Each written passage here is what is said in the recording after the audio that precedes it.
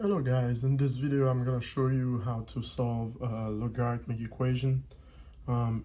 For these I'm going to try to, I'm going to make 3 videos for logarithmic equations. So this is the first one I'm making here.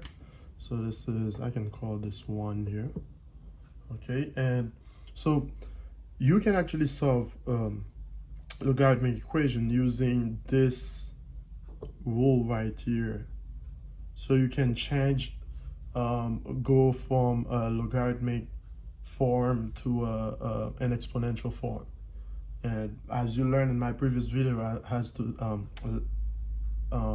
to solve exponential equations. So once you transform this, once you go from the logarithmic form to the exponential form, it will be pretty easy for you to solve, okay?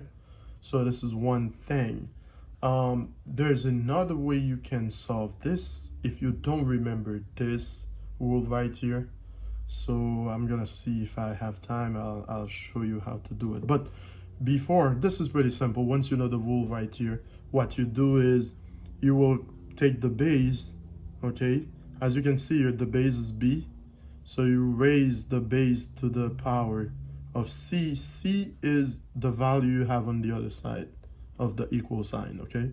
So if it's written like this, it's pretty easy. You can just raise b to the power of c equals to the argument, which is m in this case here. In this case, the argument would be x plus 3. So again, we go, the base, we check it, it's 4. So it's 4 raised to the power of 2, because c right here, 2, equals to the argument, which is, in this case, m, so x plus 3. So that's all you do to transform it to go to the exponential form. Then this is a linear equation, so it's pretty easy to solve. So you just raise 4 to the power of 2, 16, 4 squared 16 equals to x plus 3. And solving for x, you subtract 3 from both sides, and you get 13 equals to x, okay?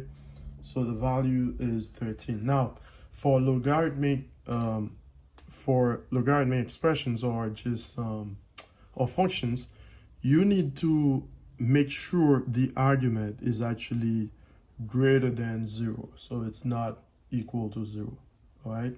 You want to make sure it's not equal to 0. So in which case, you should always check.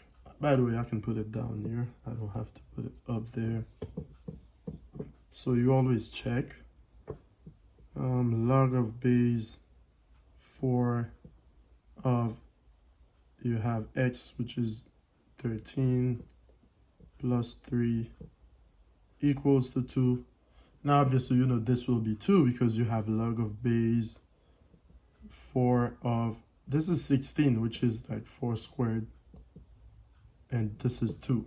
It's equal to 2 because you're gonna have, let me write it here, 2 log of base 4 of 4.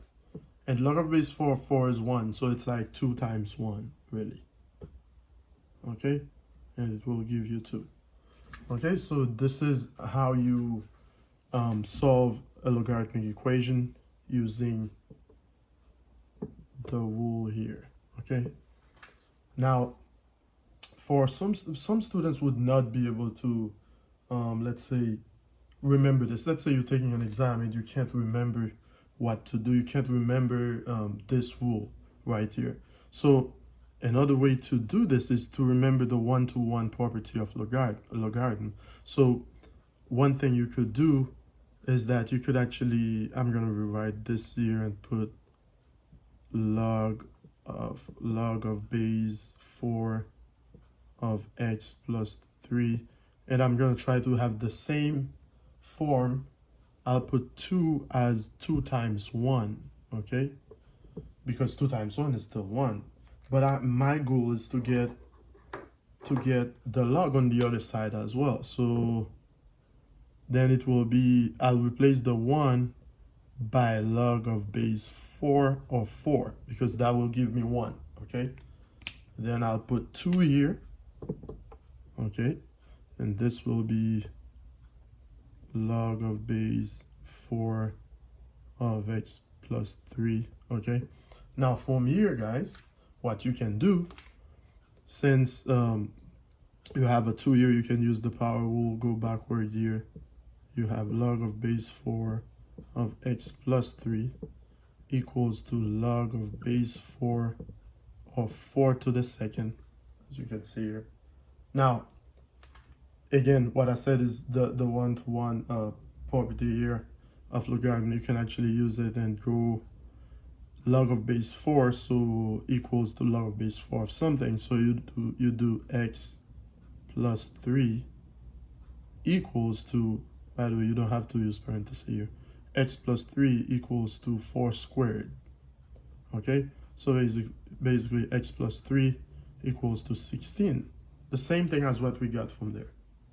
Okay, where was it again? From here. Okay, so same thing right here. Now, if you know the rule here, you just jump to this step here. It's like you don't have to do all this, okay?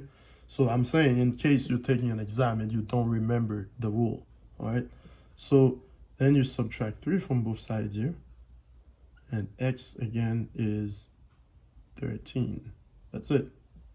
So this is how you solve a logarithmic equation using the rule here. Or if you don't know it, you can actually do it this way here on the right. All right, thank you.